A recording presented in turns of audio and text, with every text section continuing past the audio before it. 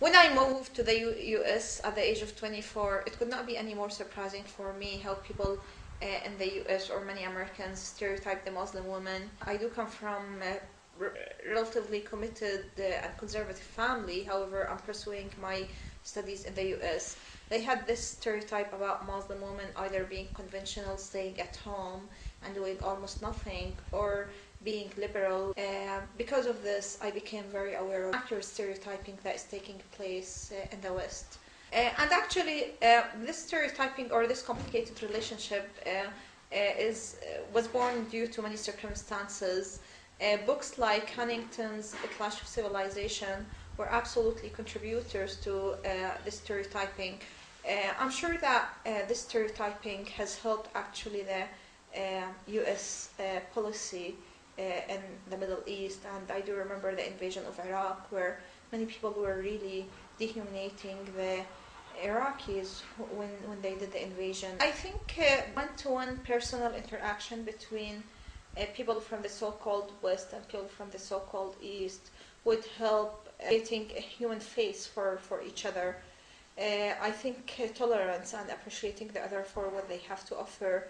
I think we need to be tolerant to our differences and to respect each other as they are. Also, education is really very important in uplifting or the wrong image that has been accumulating in the West about Arabs and Muslims, or events such as September 11th. I'm sure it has contributed to this very negative stereotyping.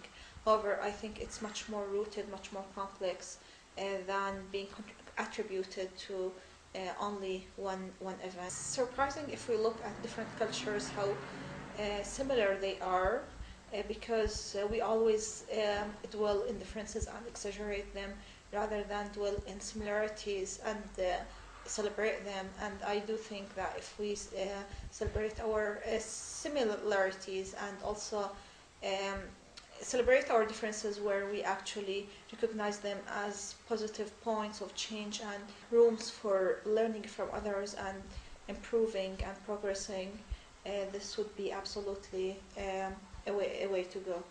One of the major defenders of the Islamic culture and civilization is Lord Said, who himself was not Muslim, even though he was Arab. But it was in his book Orientalism that I started realizing how the stereotyping of Arabs and Muslims is taking place unconsciously. And actually, if we look at the Hollywood movies, we unconsciously analyze them, we would see how much stereotyping is going on in the Hollywood about Arabs and Muslims. It's very frequent that a murderer is called Ali or Ahmad or Muhammad, and then there is stereotyping about Arabs in their homeland being Bedouins, enjoying belly dancing and almost understanding nothing and doing nothing, which is absolutely unfair to the hundreds of millions of educated Arabs and Muslims actually living not only in the Middle East but all over the world, contributing to the progress of this civilization.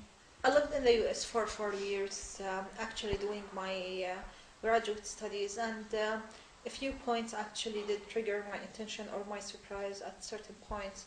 First one, as I mentioned, there was a big surprise for that a female Muslim woman coming from traditional background is doing her studies in the US and have professional and personal aspiration. Actually, the underestimation for what Arabs can do. I was at MIT and everybody was super surprised that how did you get to MIT even though you're Arab or Muslim. Actually, I saw this on many faces.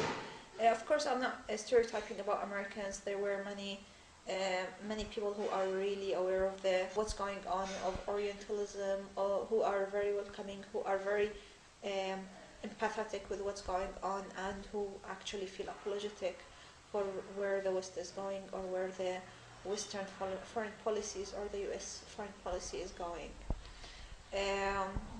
In all cases, I don't think anybody has the right to stereotype about Americans being stereotyping others. And but as Edward Said said that I also became aware that we should not orientate ourselves, because I realized that some Arabs or Muslims, because of the discourse that is taking place, are start to orientate themselves and creating the stereotype about themselves that the West has created about them. And this is absolutely destructive because it does affect the ability and self-esteem of any Arab, and it does affect his ability to contribute to wherever he is.